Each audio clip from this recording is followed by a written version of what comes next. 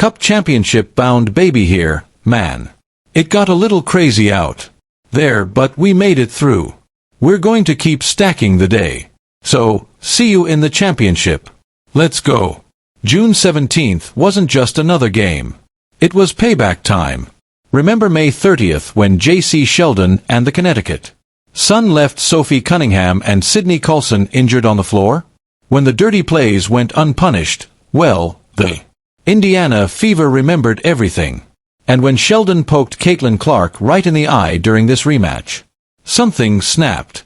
What happened next will show you exactly why you don't mess with Clark's teammates. Because Sophie Cunningham was about to deliver the most satisfying flagrant foul you've ever seen. If you support the Fever, comment down below, CC and Spicy Sophie. Let's go. It was chippy the last time these two teams faced off too.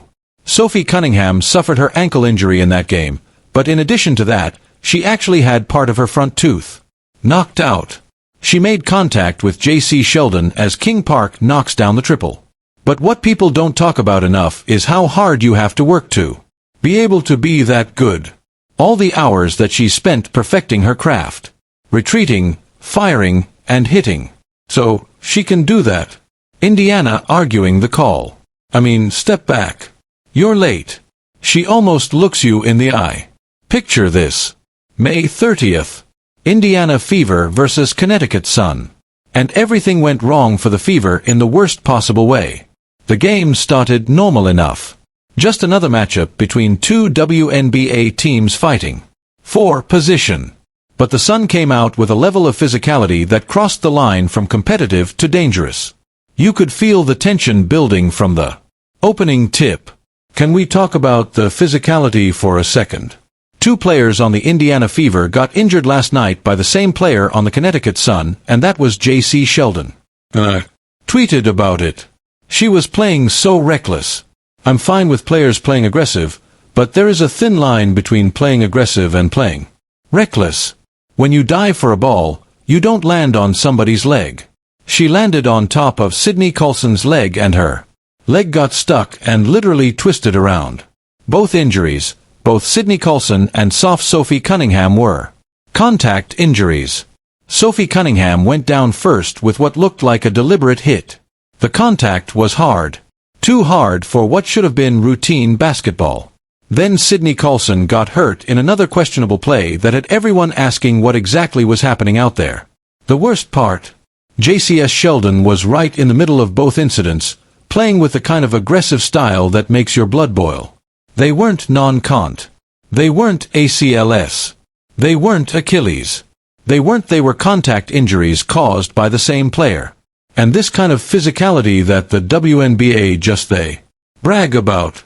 They say it's always been a physical league. That's just the heart of the W. It's not good basketball. And we've seen so many injuries. Paige Becker's out with a concussion. Rakia Jackson was out with a concussion. All of these injuries are contact plays. We've seen CaitlinClark last year get chucked to the ground. We saw Angel Reese get cross-line chucked to the ground. The players continue to do it because the refs are allowing them. Why wouldn't you keep doing it if you're a physical player? Here's where the college history comes into play. Sheldon and Clark had been going at each other since their Iowa versus Ohio State days. Back in college, Sheldon made it her mission to get under Clark's skin every single time they faced off on the court. She would shadow Clark everywhere, bump her on screens, talk trash during dead balls. This wasn't just basketball anymore. This was personal. Her mortal enemy. Her mortal enemy took out a player. Jacy Sheldon. CaitlinClark's mortal enemy. Jacy Sheldon. The referees that Mayday seemed to let everything slide like they were watching a completely different game than everyone else. Hard fouls went uncalled. Dangerous plays got ignored. Clark had to watch her teammates get hurt while Sheldon walked away without so much as a warning from the officials. The frustration was building with every possession. The Fever fought hard but lost that game 85-83. But more importantly, they lost two key players to injuries that could have been prevented if the officials had controlled the game properly.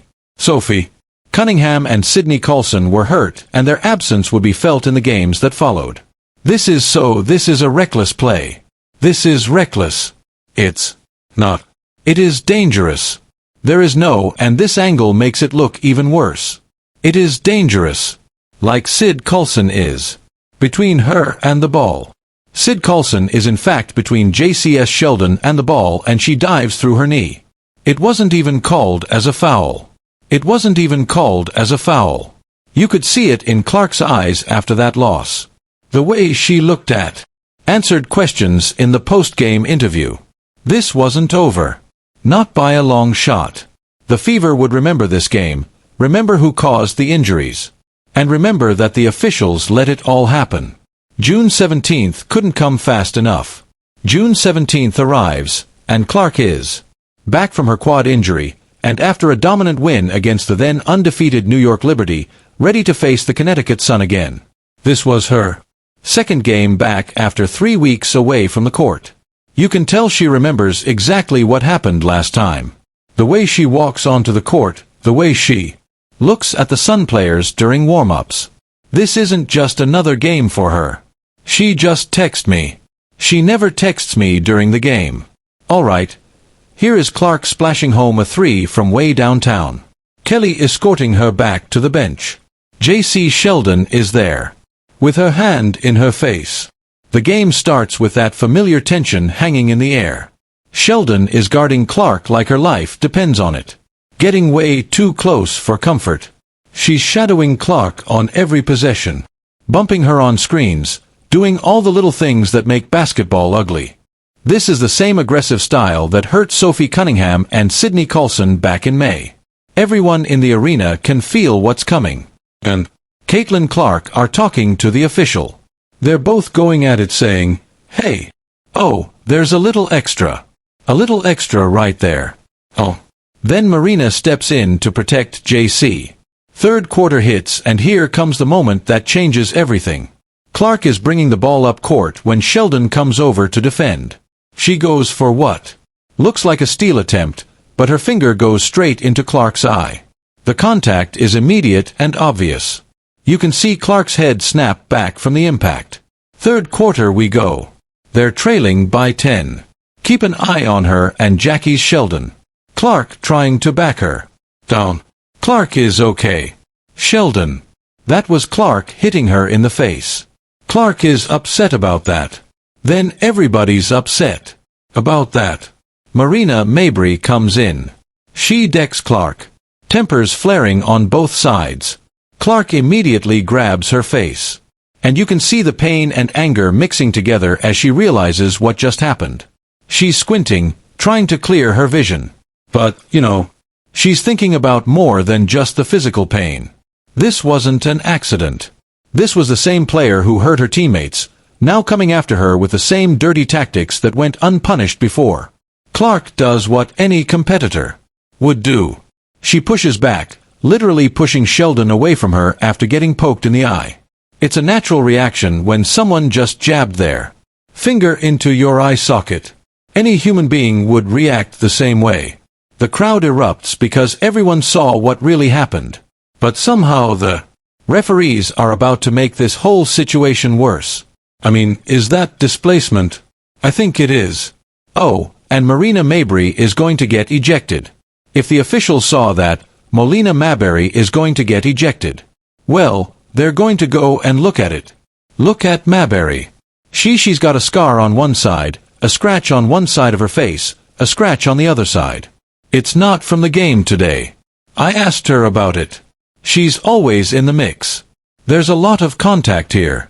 There's a scrape across the face. That's what Clark didn't like. Clark is standing there holding her eye, clearly the victim of a dangerous play.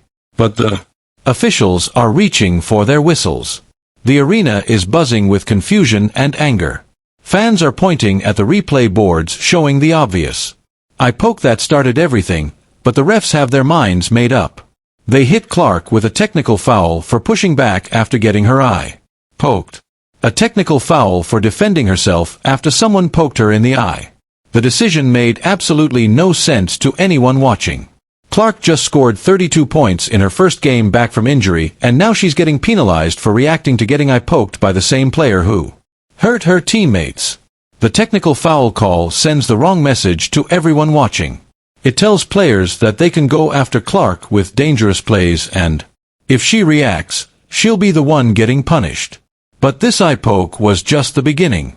Marina Mabrey was watching all of this unfold, and she was about to take things to a whole different level. Take another look as we try to figure out what exactly went down. So, you see her get hit in the face. Jacy Sheldon doesn't like that, and everybody on the team doesn't like it. Marina, trying to have her teammates back, pushes her down. You see a little bit of drama all the way around. Marina, Charles, Clark, and Mabrey. They received technical fouls. Sheldon received a flagrant 1 foul. Right after Clark gets that bogus technical foul, Marina Mabrey decides to take matters into her own hands in the worst way possible. Clark is still dealing with her eye injury when Mabrey comes over and does something that shocked everyone in the arena. That's what Clark didn't like. And then Mabrey came in with a bump. And Mab's day is almost assuredly going to be done. Thought both teams. This wasn't basketball contact. This was straight-up assault. Mabrey body-checked Clark like this is hockey instead of basketball, sending her tumbling backward onto the court. The hit was so obvious and so unnecessary that even casual fans could see what just happened. Clark hits the floor hard, and you can see the shock on her face as she realizes another Connecticut Sun player just took a cheap shot at her.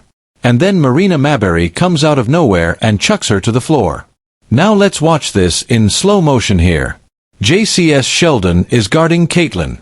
Swipes her in the face. There's one going for the ball. Swipes her in. Caitlin's going to have to start wearing goggles. And then Caitlin pushes her off of her like, "Why are you still in my face?" Marina Mabrey, bad out of hell, chucks CaitlinClark to the ground. The entire Fever bench jumps up because they just watched their star player get assaulted right in front of the referees. Players are pointing at Mabrey, shouting at the officials, trying to get someone in stripes to actually do their job. The crowd is going absolutely crazy because they can't believe what they're seeing unfold. On their home court, Coach Stephanie White is losing her mind on the sideline, screaming at the officials who are somehow still not seeing what's happening right in front of them. She's gesturing wildly, pointing at Mabrey, trying to get the refs to understand that this has gone way beyond normal basketball contact. White knows her player just got targeted again, and the officials are about to blow another call. Now, after this, you guys, of course, the referees are going on right there. That's a lot of unnecessary contact.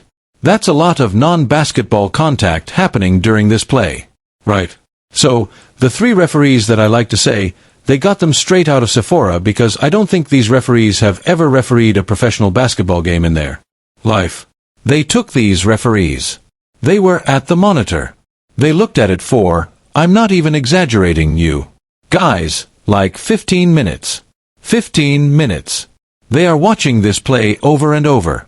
The refs give Mabrey just a common technical foul. The same penalty they gave Clark for defending herself after getting eye poked. Think about that for